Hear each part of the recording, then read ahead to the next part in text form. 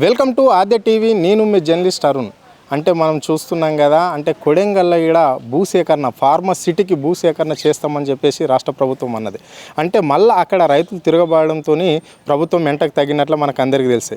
So ఇప్పుడు ఇక్కడ సంగారెడ్డి జిల్లాలోని నేల్కల్ మండలంలో డప్పూర్ గ్రామంలో ఉన్నాం మనము. ఇక్కడ కూడా ఇదే ఫార్మసిటీ పెడతా అని చెప్పేసి ఇక్కడ రైతుల దగ్గరికి వచ్చింది ప్రభుత్వం. సో ఇక్కడ రైతులు మరి ఏమన్నారు ఏంటి అంటే, ఈ ఊళ్ళో ఎన్ని ఎకరాల భూమి అక్కడ ఈ ఫార్మా కంపెనీ పోతుంది, ఇక్కడ రైతులు ఏమనుకుంటున్నారు, మరి ఇక్కడ రైతులు సానుకూలంగా ఉన్నారా ప్రభుత్వానికి, ఈ ఫార్మా కంపెనీ ఇక్కడ ఇస్తే కట్టుకోవడానికి భూమి ఇస్తే ఫార్మా కంపెనీ నిర్మించడానికి ఇక్కడ రైతులు సానుకూలంగా ఉన్నారా లేదా అనే అంశాలపైన ఇప్పుడు మనం అడిగి తెలుసుకునే ప్రయత్నం చేద్దాం. ఇక్కడ అంబేద్కర్ బొమ్మ కనిపిస్తుంది. ఇక్కడ చాలామంది రైతులు అంటే ఇక్కడ రచ్చబండ ఇక్కడ పొద్దున వీళ్ళు వచ్చేసి ఇక్కడ కూర్చోవడము అనేది జరుగుతుంటుంది ఇక్కడ అంబేద్కర్ విగ్రహం దగ్గర. మరి ఇక్కడ రైతులు ఉన్నారు, వాళ్ళని అడిగి తెలుసుకునే ప్రయత్నం చేద్దాం. ఇదే గ్రామానికి సంబంధించిన వాళ్ళు వీళ్ళు. అన్న చెప్పండి, మీ పేరు ఏం పేరు? నా పేరు హనుమంత్ సార్. హనుమంత్. ఓకే, ఏం చేస్తారు మీరు? మేము వ్యవసాయమే చేస్తాం. ఎన్ని ఎకరాల భూమి ఉంది మీకు? 5 ఎకరాలు గవర్నమెంట్ ఇచ్చింది. అందులో బావి కొట్టుకున్నా, నేను బోర్ కొట్టుకున్నా, చెరువు మట్టి కొట్టుకున్నా, మస్తు కష్టపడ్డా నేను.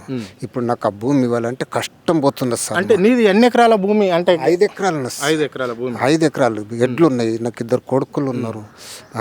ఇప్పుడు అందులో నేను కష్టపడి బావి కొట్టుకున్నా, మట్టి కొట్టుకున్నా, ఆ భూమి ఇడవాలంటే నాకు కష్టం పోతున్నది. ఎందుకంటే అదే భూమి ఆ పొద్దు ఇయ్యకపోతే నేను ఎందుకు కష్టపడుతుంటే? ఆ పొద్దు ఇందిరాగాంధీ మూమెంట్లా వీడికి 56-66లను ఇచ్చింది ఉన్నది అది భూమి, మా పెద్దలకు ఇచ్చిండ్రు. అది పొద్దు ఇడవాలంటే ఎట్లా ఇడవాలా సార్? నేను కష్టం చేసిన నేను ఒక మాట అంటున్నాను, ఎట్లా ఇడవాలి?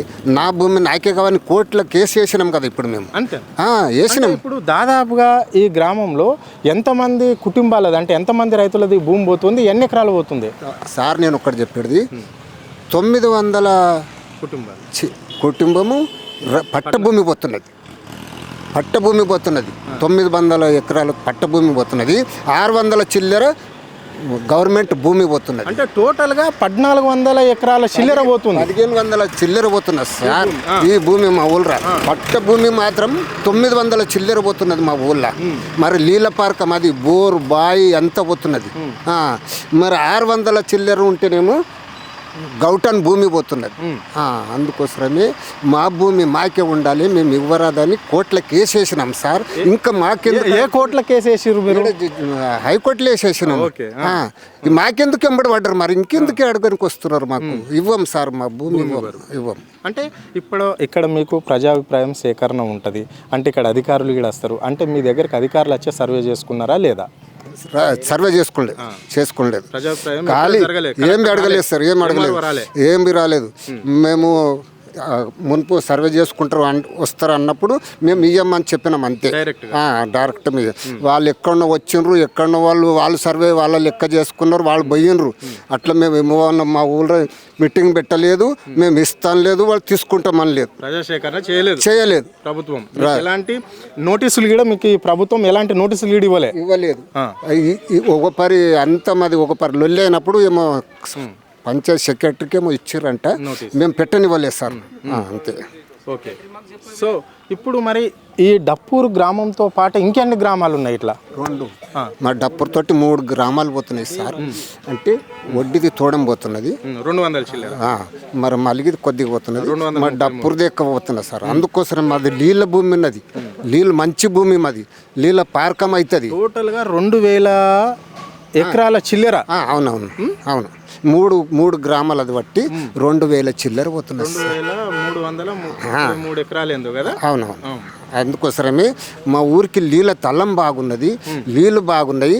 మాది ఒక్క పంట పోతే ఒక్క పంట తీసుకొని నా కుటుంబంకి నడుపుకుంటా సార్. నేను అందుకోసమే ఇవ్వరాదు అంటున్నాను. అంటే ఈ డప్పూర్లో బావి భూములు కూడా పోతున్నాయి బాగానే అని చెప్తున్నారు. దాదాపుగా ఎన్ని బావులు ఉన్న భూములు పోతున్నాయి, అన్ని బావిలు ఉన్న భూములు పోతున్నాయి. ఇక నేను మొత్తానికి చెప్పాలంటే నేను చేను తిరగలేదు సార్. ఏం లేదంటే 150 బావిలు బోర్లు మొత్తం పోతాయి సార్. 150 పోతాయి ఎక్కతక్క. మేము సర్వే పెట్టి ఎంచలేదు, ఇంకా ఎక్కువనే ఉండొచ్చు. 1 ఎకర్కి ఉన్నది, 4 ఎకరాలకు ఉన్నది, 2 ఎకరాలకు ఉన్నది, బోర్ ఉన్నది, బావి ఉన్నది.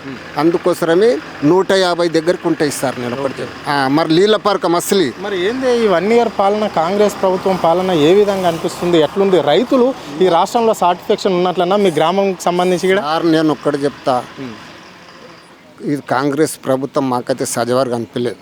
అయినా పర్వాలేదు, నేను ఒక్కడే చెప్తున్నా. ఎందుకంటే రైతులకు కొద్దిగా మోసం మాటలు చెప్పిండ్రు. మోసం మాట అట్లా చెప్పిండ్రు. మాకు ఇప్పుడు మా భూమికి గుంజుకునాలని ఇట్లా ఒకటి తీరు మాట చెప్తున్నారు సార్. నేను ఎందుకు కొన్ని ముసలోళ్ళకి పింఛన్ ఇస్తామన్నారు, ఏమో రైతు బంధు ఇస్తున్నారు, కౌలుదారులకు పైసలు ఇస్తున్నారు. అవి అన్నీ ఎక్కడున్నాయి సార్?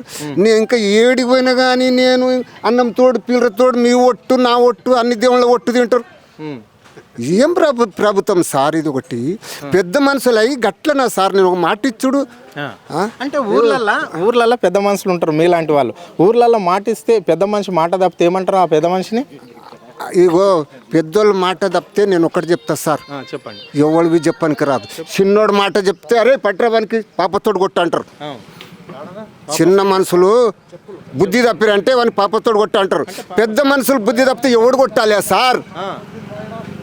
పెద్ద మనిషి బుద్ధి తప్పితే ఎవడు కొట్టాలి? అది వాళ్ళు ఆలోచించుకునాలి సార్. నేను ఒకటి చెప్తున్నా.